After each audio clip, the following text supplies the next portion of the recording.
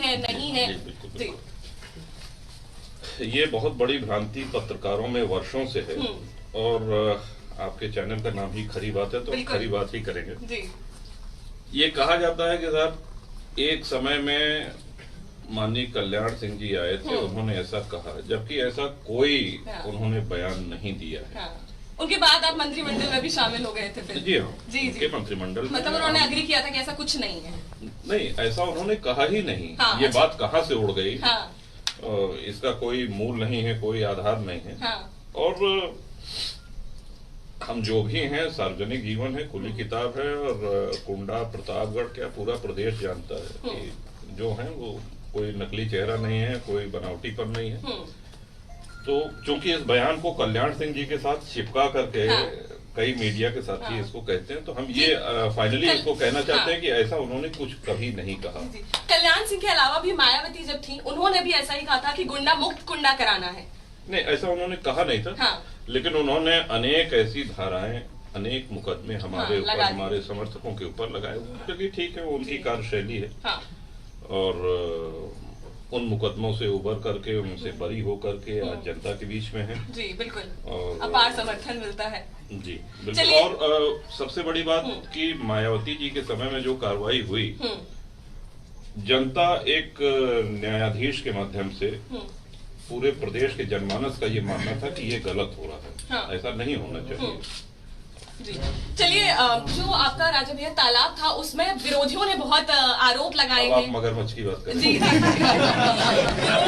विरोधियों ने बहुत आरोप लगाए हैं कि वहां पर नरकंकाल मिला, आपके महल में भी बहुत ज्यादा, मतलब जो AK-47 का भी बोला गया था वो मिले, हथियार मिले। आपका क्या कहना है इस पर? हमको हथियार पे बोलना है या मगरमच्छ पे? दोनों पर बोल दीजिए, जिस पर आपको बोलना है। नहीं, हम सब पे बोल दे रहे हैं। बिल्कुल बिल्कुल।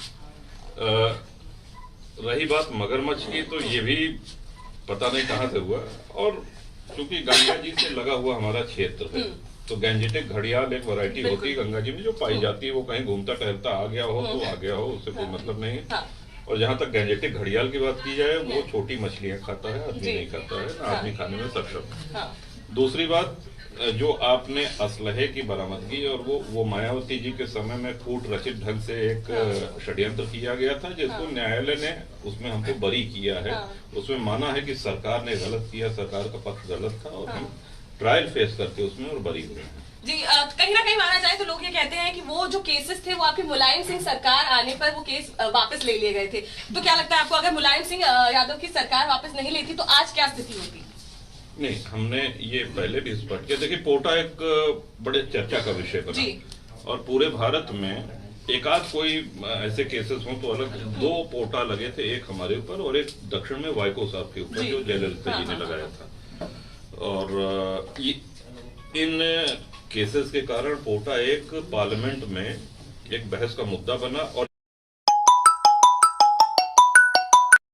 बैठी और पूरे देश की राजनीति पोटा को लेकर के 2 धड़े में बटी हुई थी। एक पार्टी ये कह रही थी कि पोटा होना चाहिए, दूसरा पक्ष ये कह रहा था नहीं होना चाहिए। इस तरह से पोटा एक्ट रिपील हुआ। रिपील का मतलब समाप्त हो गया। ये तय किया गया कि अब पोटा, ये ड्रैकोनियन लॉ है, ये अमानवीय कानून है, और इसको समाप्त करना चाहिए। पोटा समाप्त हो गया। लेकिन जो पोटा जिन लोगों के ऊपर लगा था, उनको वापस लेने का उसमें कोई प्राविधान नहीं किया गया। उसका पूरा ट्रायल हुआ। अच्छा, उसका पूरा ट्रायल केस हुआ, और फिर बाद में कोर्ट में ये हुआ कि साहब उत्तर प्रदेश में इनका प्रभाव है, इसलिए मध्य प्रदेश में इनका ट्रायल होना चाहिए। तो जबलपुर जो है वहां जाकर के पूरा ट्रायल केस किया। अच्छा। और उसके बाद बरी हुए।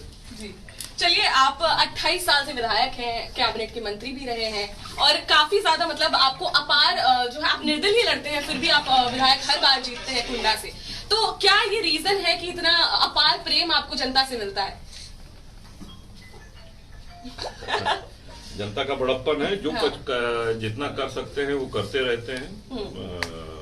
कोई बनावटी पर नहीं है जी। जो कुछ है वो सामने है। और फिर वही बात हम कहेंगे कि सुख दुख में साथ खड़े रहना, ये एक बहुत बड़ी बात होती है। जैसे आपके कोई सहयोगी हैं, कोई मित्र हैं, हर बुरे समय में आपके साथ अगर खड़े रहते हैं तो उससे संबंध और प्रगाढ़ होते हैं।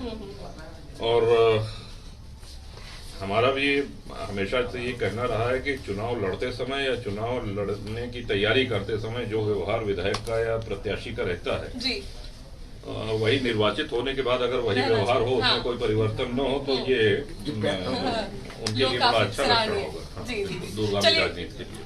खरी बात के माध्यम से राजा भैया क्या संदेश देना चाहते हैं जनता को? बिल्कुल, बुंदेलखंड की धरती को प्रणाम, और जनसत्ता दल में सभी बुजुर्ग, सभी नौजवान जिन्होंने स्वागत किया, जो लोग जुड़ रहे हैं, आप सभी लोगों का आभार। और आपके बल से, आपकी ताकत से पार्टी नई ऊंचाइयां छुएगी और आने वाले दिनों में 2022 के चुनाव में मजबूत उपस्थिति हमारी दर्ज होगी।